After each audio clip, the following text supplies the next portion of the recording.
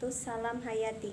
Perkenalkan, nama saya Vika Wulandari, NPM 1901080012 dari kelompok 10 yang berjudul Sistem Gerak dan Otot pada Hewan Invertebrata. Di sini saya akan menjelaskan materi mengenai fisiologi sistem gerak invertebrata dan kekhususan otot pada hewan invertebrata.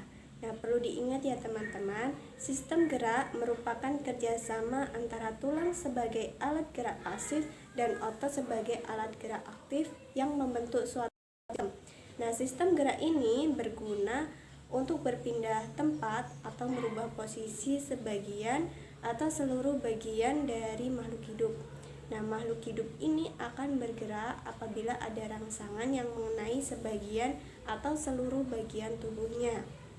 Nah, pada hewan, contohnya seperti burung, berpindah tempat dengan cara mengepakkan sayapnya sehingga dapat terbang di udara. Sedangkan ikan berpindah tempat dengan cara berenang di dalam air dengan bantuan ekor dan siripnya.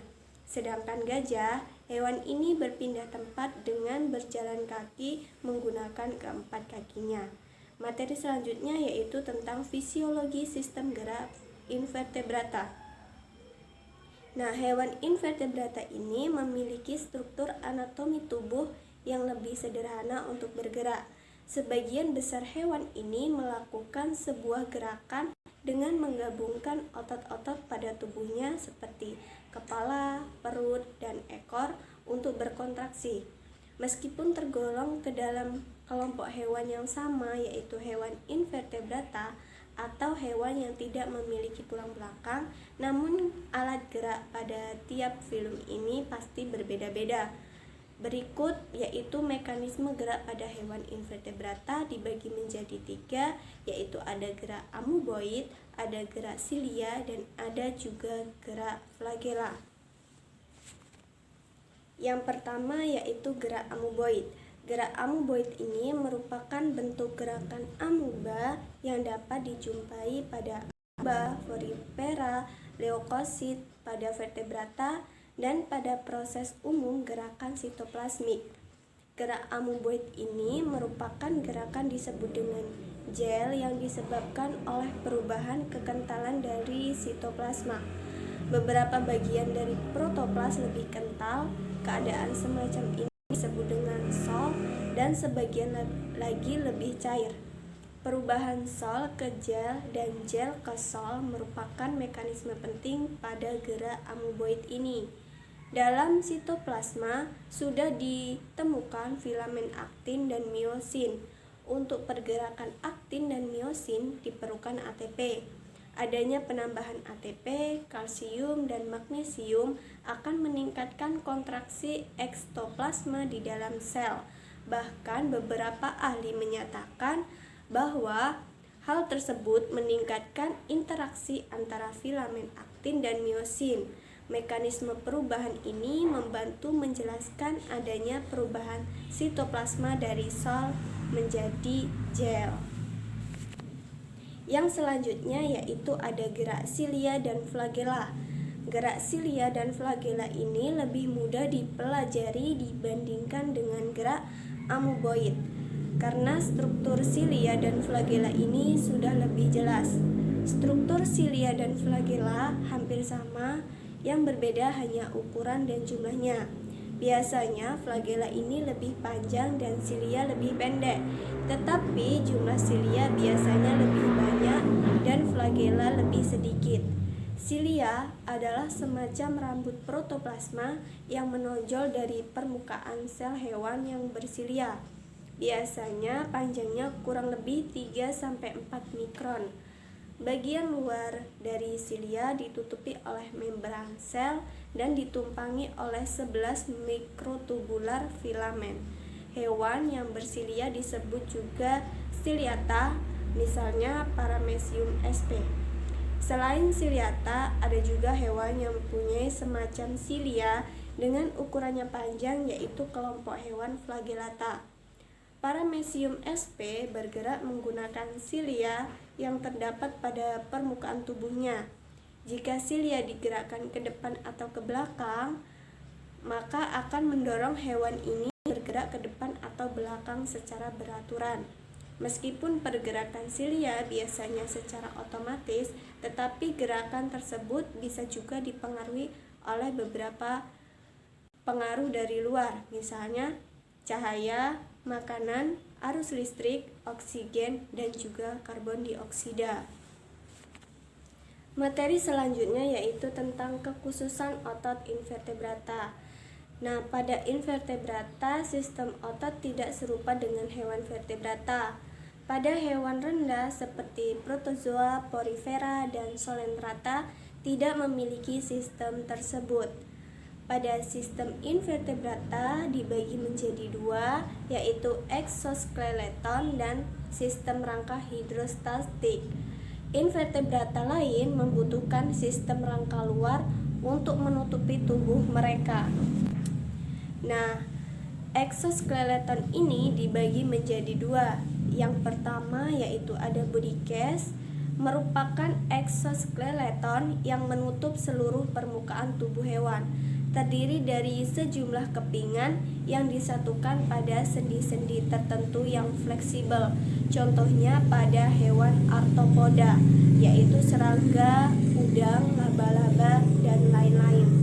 Yang kedua ada shell, merupakan exoskeleton yang tidak ditutupi seluruh tubuh hewan, terdiri dari satu atau dua bagian kepingan yang tumbuh bersama dengan tubuh hewan pemiliknya. Contoh hewan bivalvia yaitu rangka hidrostatiknya merupakan rangka tubuh invertebrata yang bentuknya tergantung pada tekanan cairan tubuh. Misalnya cacing pipih, cacing gilik, hewan golongan Annelida, dan solentrata. Adanya rangka hidrostatik memungkinkan gerakan eristaltis. Gerakan peristaltik adalah gerakan yang dihasilkan oleh kontraksi otot yang ritmik dari kepala sampai ekor. Nah, pada platyhelminthes terdapat sistem otot yang juga berfungsi sebagai alat gerak aktif, terutama berfungsi dalam mengatur gerakan tubuhnya. Pada Nematilminthes, kita mengenal adanya otot-otot longitudinal yang mengontrol gerakan tubuh membengkok ke arah dorsoventral. Sementara pada Annelida kita bisa menemukan adanya otot longitudinal dan otot melingkar pada dinding tubuh dan saluran pencernaannya. Otot-otot inilah yang berperan dalam mengatur gerakan pada cacing tanah, misalnya ketika memendek, memanjang, dan merayap yang bekerja sama dengan stay. Otot rangka arthropoda hampir identik dengan otot rangka vertebrata. Akan tetapi, otot terbang pada serangga mampu melakukan kontraksi independen dan ritmik atau berirama, sehingga sayap serangga sesungguhnya dapat mengibas lebih cepat dari potensialaksi yang tiba di sistem saraf pusat. Pada moluska, pada hewan kelompok ini sudah memiliki jenis otot bergaris melintang. Menarik pada sistem otot pada hewan ini yaitu kemampuan otot yang menahan cangkangnya agar tetap dalam keadaan menutup. Filamen tebal pada serabut otot ini mengandung suatu protein unik yang disebut paromyosin, yang memungkinkan otot tetap berada dalam kondisi kontraksi dengan laju konsumsi energi yang rendah selama sekitar 1 bulan. Baik, itu saja mungkin yang dapat saya sampaikan. Selanjutnya materi akan disampaikan oleh rekan saya. Assalamualaikum warahmatullahi wabarakatuh.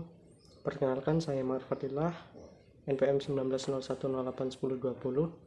Saya dari kelompok 10 akan melanjutkan materi yaitu tentang sistem gerak dan otot, di mana materi selanjutnya berupa fisiologis aktivitas otot. Untuk yang pertama pada otot rangka, di mana otot rangka ini merupakan jaringan otot lurik yang melekat pada tulang, teman-teman. Dan otot rangka terdiri dari serat yang terlihat seperti campuran pita gelap dan terang yang dibundel bersama yang berjalan di sepanjang tulang. Untuk otot-otot ini bertanggung jawab untuk kontraksi dan relaksasi ketika seseorang sedang bergerak. Otot rangka merupakan otot yang dapat kita lihat dan rasakan melalui kulit kita, teman-teman. Sebuah otot rangka individual dianggap sebagai organ dalam sistem otot tubuh. Otot rangka bekerja dengan jaringan saraf, jaringan ikat, dan pembuluh darah atau jaringan darah. Otot rangka bervariasi dalam berbagai ukuran dan bentuk serta susunan serat ototnya. Ukuran otot rangka yang berbeda mulai dari sekecil otot dalam telinga sampai otot yang cukup besar, yaitu pada bagian paha, teman-teman. Sistem saraf merangsang dan mengontrol otot rangka ya, teman-teman. Sebuah otot rangka tidak akan bergerak kecuali sistem saraf mengatakan untuk melakukan itu atau melakukan gerakan tersebut. Jika sistem saraf rusak, ini dapat membatasi gerak di seluruh atau berbagai bagian tubuh kita. Misalnya, jika sumsum tulang belakang seseorang rusak, kakinya mungkin lumpuh permanen. Materi selanjutnya yaitu otot polos ya, teman-teman, di mana sel otot polos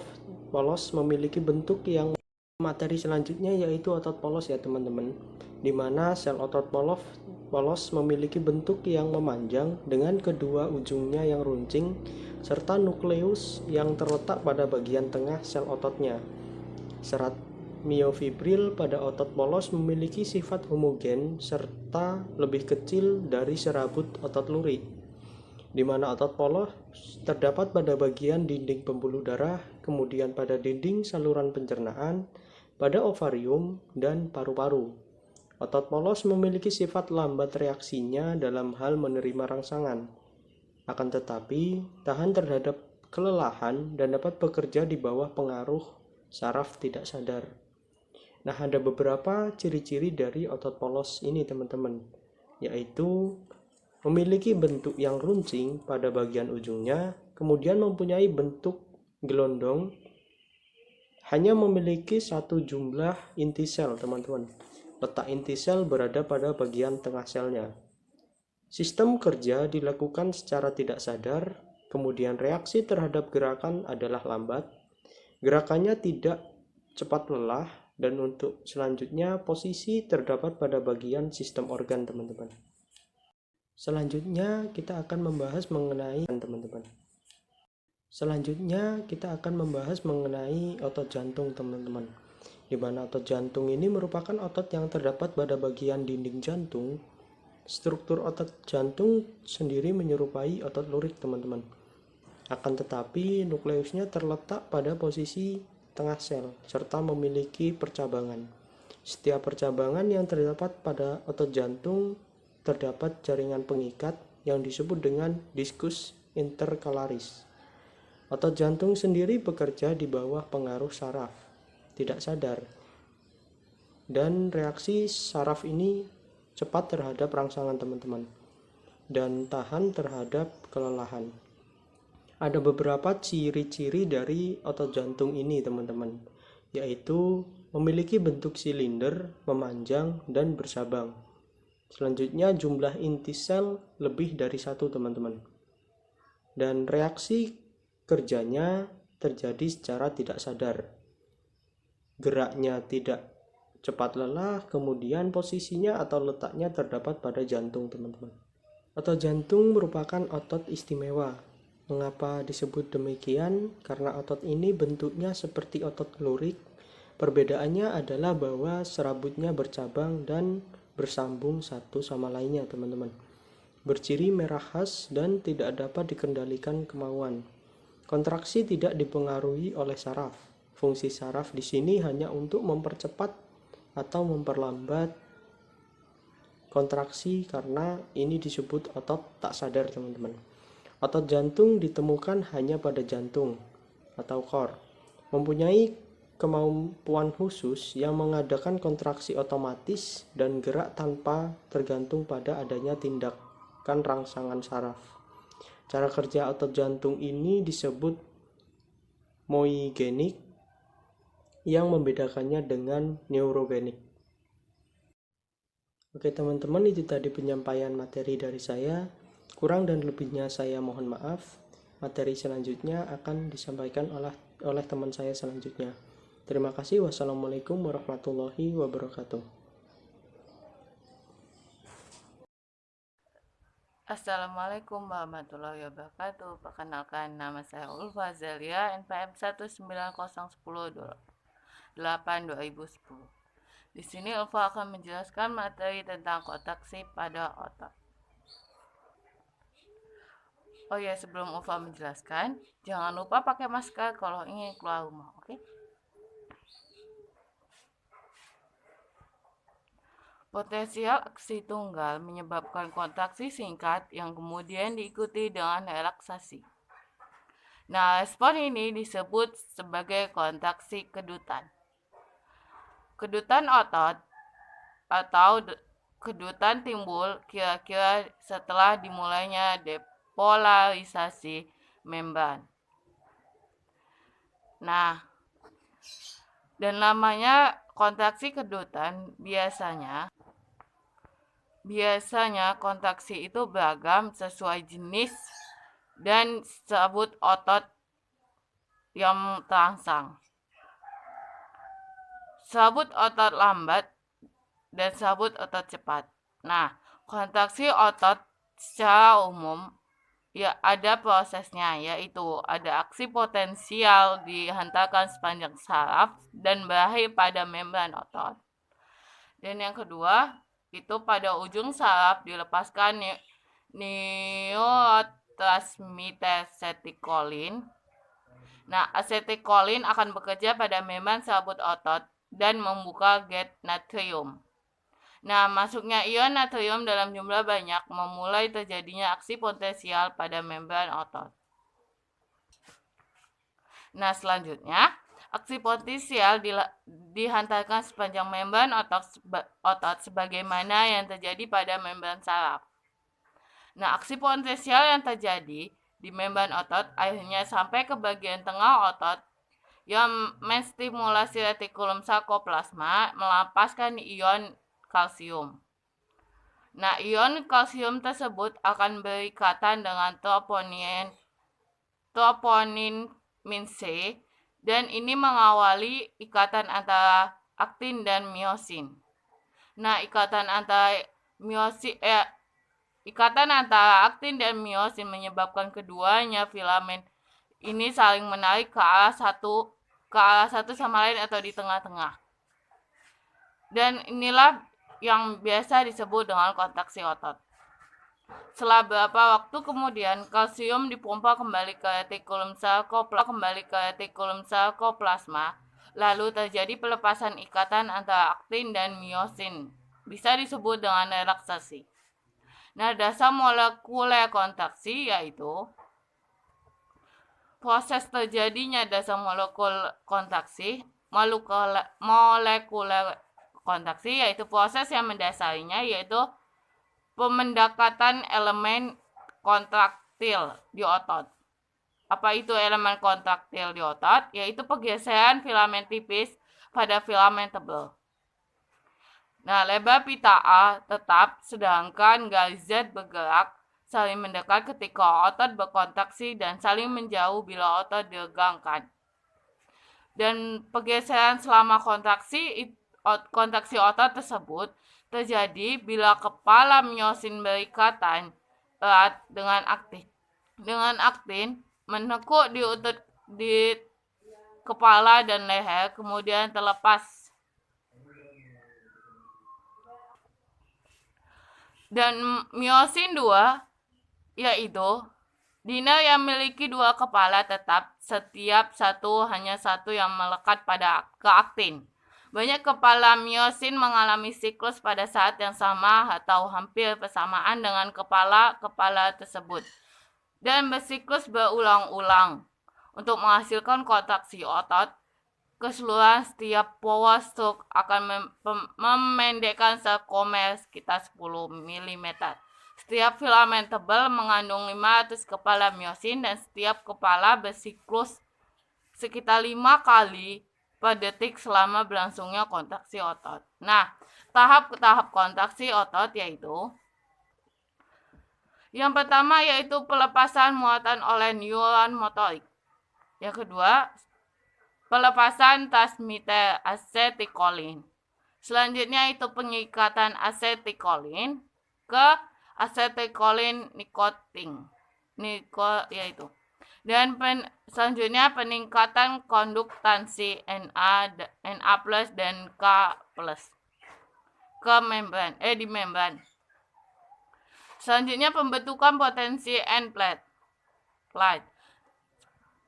Selanjutnya yaitu pembentukan potensial aksi di sabut-sabut otot. Selanjutnya